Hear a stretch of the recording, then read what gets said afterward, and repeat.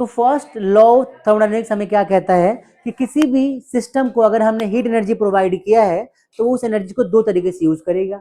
एक तो भाई अपने इंटरनल एनर्जी को बढ़ाने के लिए और दूसरा कुछ वर्क करके देने के लिए। And this is all about the first law of thermodynamics. बस इतना ही समझो ध्यान से कि मान लो हमने कुछ हीट एनर्जी प्रोवाइड करी सिस्टम को।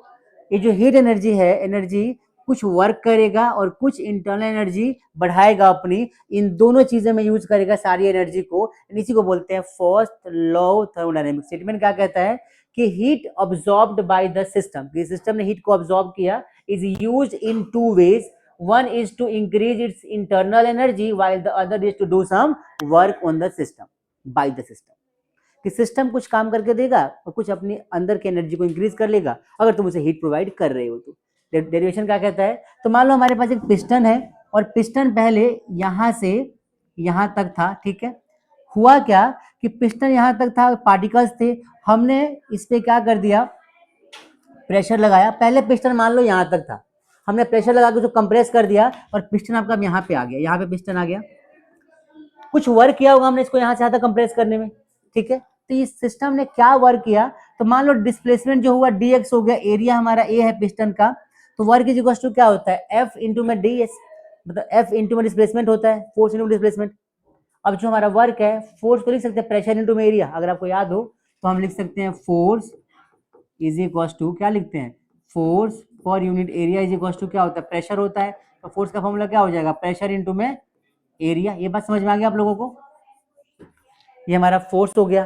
फोर्स की जगह लिख दिया हमने क्या, प्रेशर इंटू में एरिया इंटू में dx। पहले भी सिखाया मैंने आपको कि सिलेंड्रिकल बॉडी का जो हाइट है और एरिया मिलके क्या बनाता है, वॉल्यूम। तो basically work done is equal to P into v हो जाता है। तो वही चीज हमने यहाँ पे ड्राइव कर दिया क्या, कि dq provided by any, dq provided to any system is used in dw plus में du। dw मतलब क्या होता है, वर्क डन, और du क्या होता है, इंटरनल एनर्जी। और हमने dw को क्या लिख दिया, pdv लिख दिया, क्योंकि वर्क डन जो होता है प्रेशर इनटू में चेंज इन वॉल्यूम के बराबर भी होता है। बेसिकली यही हमारा फर्स्ट लॉ ऑफ थर्मोडायनेमिक्स का कॉन्सेप्ट है कि किसी एनर्जी, किसी सिस्टम को हीट एनर्जी प्रोवाइड करोगे तो दो तरीके से यूज करेगा। एक करेगा इंटरनल एनर्जी को बढ़ाने के लिए और दूसरा करेगा कुछ वर्क करने के लिए। फिर से ध्यान से मेरी बात सुनो, किसी सिस्टम को एनर्जी प्रोवाइड करेंगे तो क्या काम करेगा, वो दो काम करेगा। कौन कौन सा, पहला ब्लैंक, पहला गाइस एक बात बताओ, मैं मेरी बात सुनो, मैं अगर तुम्हें बहुत सारे पैसे दे दूं, तुम दो काम करोगे, कुछ सेव कर लोगे, कुछ यूज करोगे, खत्म ना। ये चीज होता है एनर्जी का, क्या कि फर्स्ट लॉ ये तो कहता है कि अगर हमने किसी मशीन को एनर्जी दी है तो क्या करेगा भाई, अपने एनर्जी को बढ़ाएगा। जैसे मान लो बर्तन है, एक बर्तन है, अब बर्तन में दूध रखा हुआ है और गर्म करना है उसको, हमने हीट ऑन कर दिया, हम हीट एनर्जी दे रहे हैं उसको। अब जैसे हीट एनर्जी मिलेगा, सबसे पहले काम क्या होगा, बर्तन अपने आप को गर्म करेगा और उसके बाद तुम्हें दूध उबाल के देगा। बात समझ में आ रही है। ऐसा तो है नहीं कि भाई बर्तन गर्म हुआ ना, दूध पहले उबलने लग गया, ऐसा होगा नहीं होगा। पहली एनर्जी कहाँ यूज होगी, अपनी एनर्जी को बढ़ाने में, मतलब अपने आप को हीट करने में, और उसके बाद सिस्टम वर्क करेगा। क्या काम है उसका, उबालना, उबालेगा। आई बात समझ में। यही कॉन्सेप्ट है फर्स्ट लॉ ऑफ थर्मोडायनेमिक्स का, कि किसी सिस्टम को, सिस्टम मतलब कंटेनर, हमने उसको एनर्जी दी, हीट एनर्जी मतलब हीट प्रोवाइड करी, तो दो काम करेगा, क्या, पहले अपनी एनर्जी को बढ़ाएगा, इंटरनल एनर्जी को, और दूसरा कुछ वर्क करेगा, खत्म। क्लियर हुआ, सबको समझ में आ गया। और ये जो पिस्टन है, ये बेसिकली पिस्टन पे लगाया गया है कि पिस्टन पहले यहाँ तक था, कंप्रेस किया है तो कुछ वर्क किया है, तो वर्क हमारा जो होगा, अब याद रखना हमेशा वर्क जो हमका हमेशा होगा W PdV के बराबर होगा। इसको हमेशा के लिए याद कर लो, आप बार बार आपको मिलेगा यूज करने के लिए, W is equal to PdV।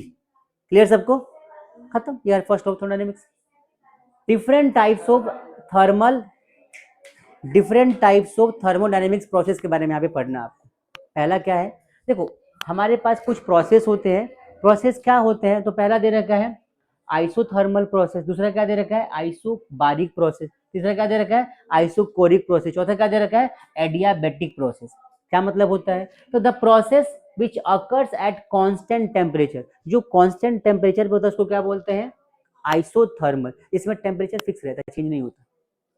एक ऐसा प्रोसेस जो कांस्टेंट प्रेशर पे होता है वो क्या बोलते हैं, आइसोबारिक। एक ऐसा प्रोसेस जो कांस्टेंट वॉल्यूम पे होता है, क्या बोलेंगे, आइसोकोरिक। और एक ऐसा प्रोसेस जहां पे process in which no exchange of heat energy, जहां पे हीट, याद है वो थर्मोप्लास्ट पढ़ा था हम लोगों ने, थर्मस फ्लास्क होता है ना, जहां से एनर्जी, हीट एनर्जी बाहर नहीं निकलती, तो ऐसे प्रोसेस को हम क्या बोलते हैं, एडियाबेटिक प्रोसेस। क्लियर हो गया सबको? आप इतना नोट करिए, फिर हम आगे डिस्कस करते हैं नए टॉपिक्स को।